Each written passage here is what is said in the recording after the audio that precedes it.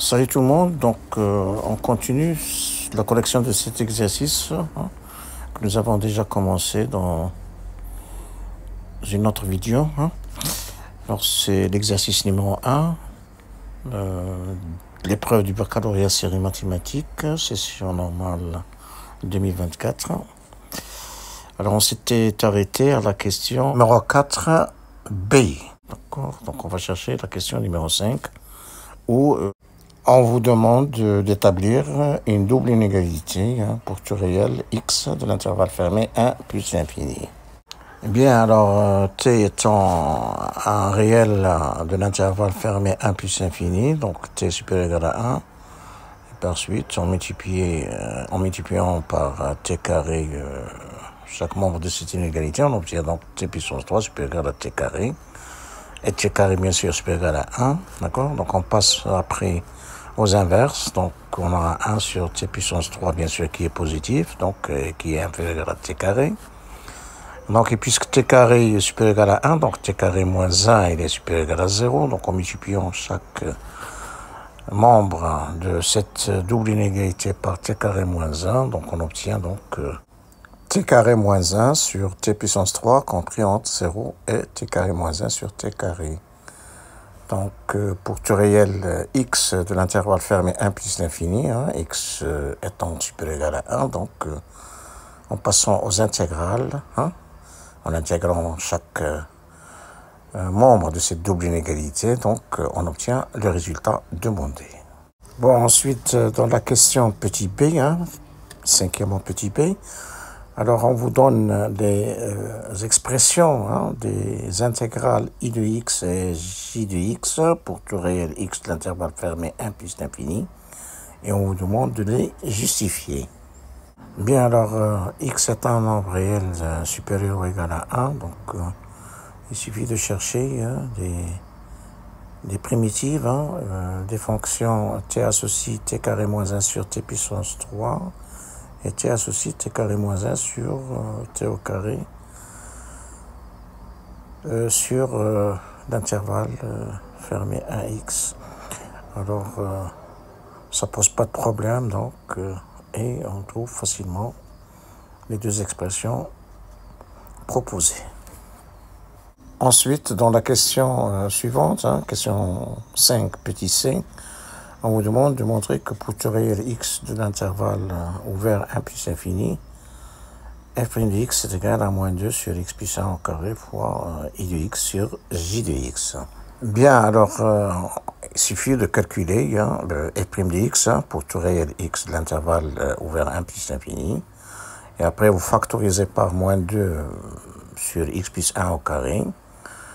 Et le facteur, c'est un rapport, donc vous divisez x, numérateur et dénominateur, et vous reconnaissez immédiatement que dans le rapport obtenu, i de x au numérateur et j de x au dénominateur. Ensuite, question 5 petit d, on vous demande d'en déduire que pour tout réel x de l'intervalle ouvert 1 plus l'infini, f' de x est compris entre moins 1,5 et 0. Bien, alors x étant un réel strictement supérieur à 1, donc x plus 1 est supérieur strictement à 2, donc au carré, donc c'est supérieur strictement à 4. On passe aux inverses, donc 1 sur x plus 1 au carré est inférieur strictement à 1 quart. Et bien sûr, supérieur strictement à 0. Et d'après la question 5, alors nous avons i de x sur j de x, il est compris entre 0 et 1, parce que j de x est supérieur strictement à 0, d'après la question petit b, cinquièmement petit b, puisque x est supérieur strictement à 1. Et en multipliant ces deux doubles inégalités membre à membre, donc on obtient un encadrement entre 0 et 1 quart.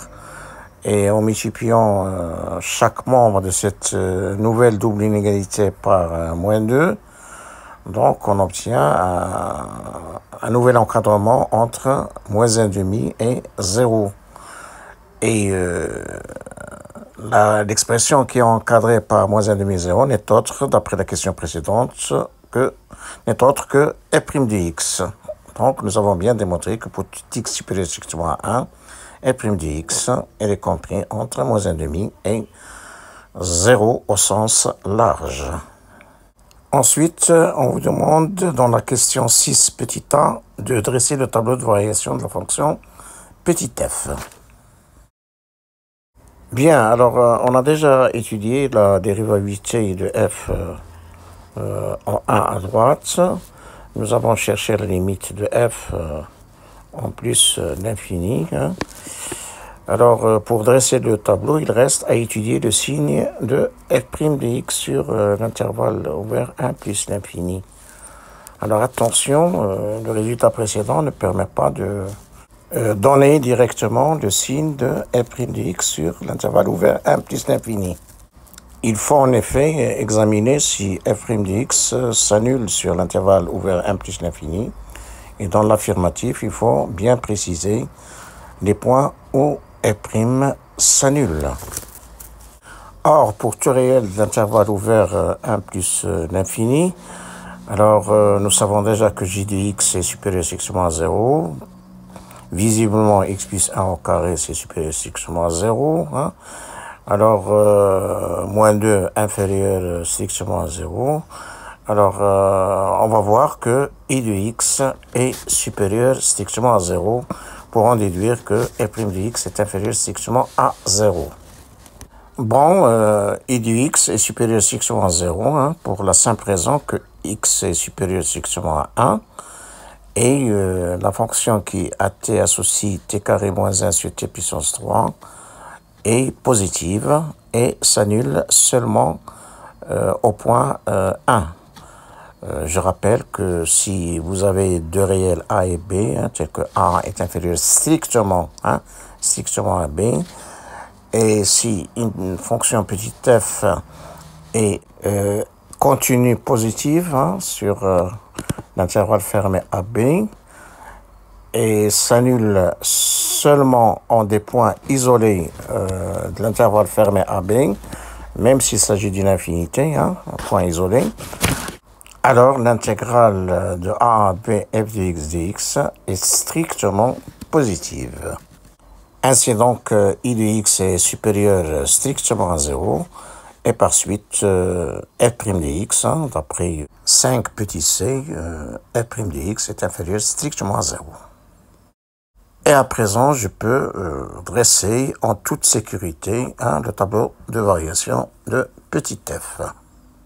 Ensuite, question petit b, 6 petit b, on vous demande de tracer la courbe C. Bien, alors on commence d'abord à l'aide d'une règle graduée à tracer un repère orthogonal en respectant les unités proposées. Et puis après, avec soin, on trace successivement la demi-tangente au point d'abscisse 1 et la courbe C. Et attention, il est hors de question d'aller chercher à étudier la concavité de la courbe C. Comme à l'accoutumée, on ne cherche pas à étudier la concavité si ce n'est pas demandé dans l'exercice. On passe maintenant à la question 7 où on vous demande de montrer que l'équation f de x égale x moins 1 admet une solution unique petit a dans l'intervalle ouvert 1, 2. Bien, alors question classique, donc il suffit de considérer la fonction h définie sur l'intervalle fermé 1, 2, j'insiste bien fermé 1, 2, par h de x égale f de x moins x plus 1, et de montrer que l'équation h de x égale 0 admet une solution unique dans l'intervalle ouvert 1, 2, en utilisant par exemple le théorème des valeurs intermédiaires et la stricte monotonie de h sur l'intervalle ouvert 1, 2. Bon, h est bien continu sur l'intervalle fermé 1, 2, j'insiste bien fermé, hein, 1, 2, donc sans problème. Et puis après, h de 1, c'est égal à 1 demi, hein, facile à calculer. Donc c'est 1 demi qui est supérieur strictement hein, à 0. Et puis h de 2, hein, c'est égal à ln de 2 moins 3 sur 3. Alors attention ici, hein, la machine calculatrice n'est pas autorisée, donc vous n'allez pas vous contenter de dire directement inférieur strictement à 0. Il faut le prouver, il faut le justifier. Alors la justification est simple, en utilisant le fait, hein, d'après le cours, il faut savoir ce résultat, que E, hein, il est supérieur strictement à 2. Hein. Je rappelle que E, c'est une valeur approchée à 10 puissance moins 3 près par défaut, hein, c'est 2,718. Ainsi donc, h de 1 est supérieur strictement à 0 et h de 2 est inférieur strictement à 0.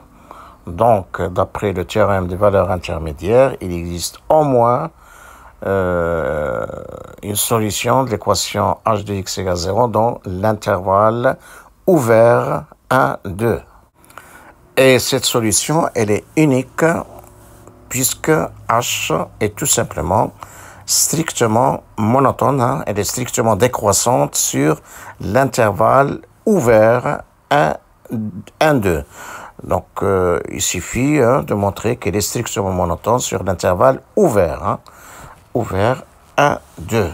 Alors, en effet, la dérivée de h, qui est h' de x égale e' de x moins 1, c'est inférieur strictement 0 d'après ce qui précède. Donc, au final, l'équation h de x égale 0 admet une solution unique dans l'intervalle ouvert 1, 2. Autrement dit, l'équation f de x égale x moins 1 admet une solution unique dans l'intervalle ouvert 1, 2, hein, que l'on notera petit a. Ensuite, dans la question numéro 8, alors on définit une suite à indice n par son premier terme à 0 de l'intervalle fermé 1 plus infini et par la relation de récurrence a indice n plus 1 égale 1 plus f de an pour tout n de n. Et on vous demande dans la première question, hein, petit a, de montrer que pour tout entier naturel n, alors valeur absolue de a indice n plus 1 moins a inférieur égal à n demi, valeur absolue de a indice n moins a.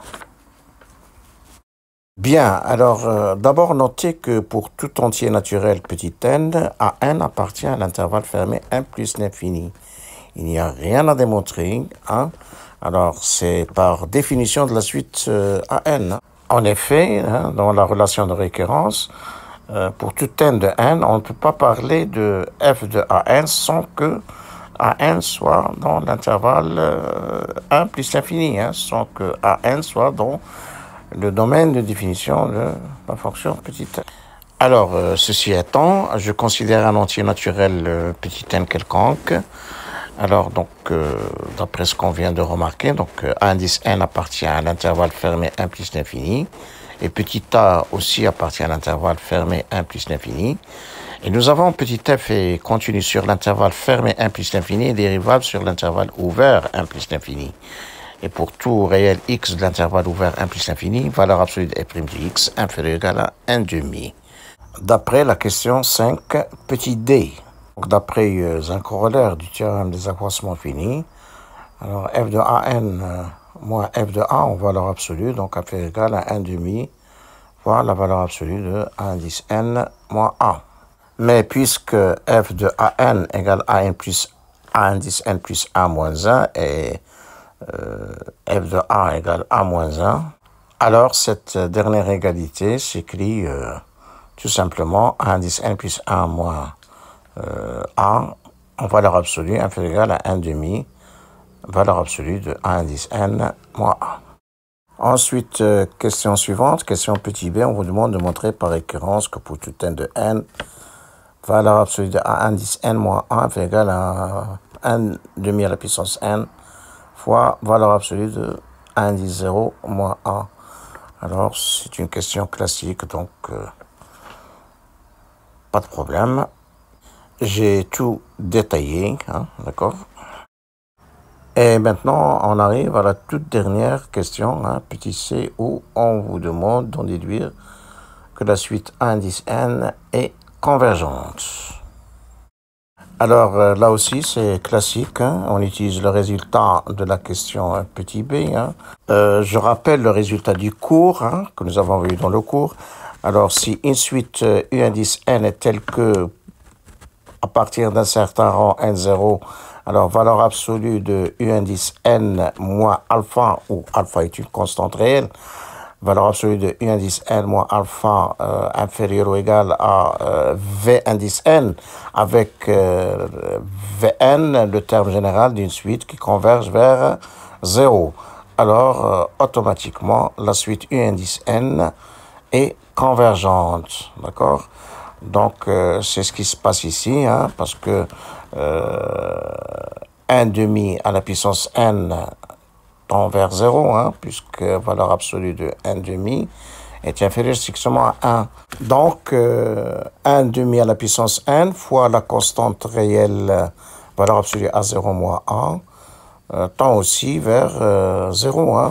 Donc, d'après le résultat que j'ai rappelé tout à l'heure, donc la suite A indice n est automatiquement convergente. Et je n'ai pas besoin de préciser la limite de la suite indice n qui est égale à 1, puisque ce n'est pas demandé. Voilà. Merci de votre attention. Au revoir et à bientôt.